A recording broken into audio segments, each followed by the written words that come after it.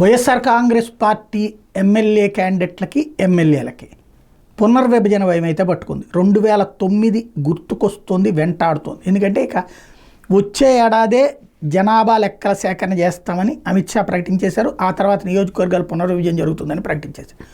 ఇవి రెండింటినీ పూర్తయిన తర్వాత ఏం జరగబోతోంది అంటే, ఈ రెండు పూర్తయిన తర్వాత అసలైనటువంటి కథ నడుస్తుంది. నియోజకవర్గాల పునర్విభజనలో గతంలో రాజశేఖర రెడ్డి ఏం చేశారు, తెలుగుదేశాన్ని దెబ్బతీయడం కోసం తెలుగుదేశం బలంగా ఉన్నటువంటి తెలుగుదేశం నాయకులు బలంగా ఉన్నటువంటి నియోజకవర్గాలన్నీ ఎస్సీ రిజర్వ్డ్ చేసేసాడు.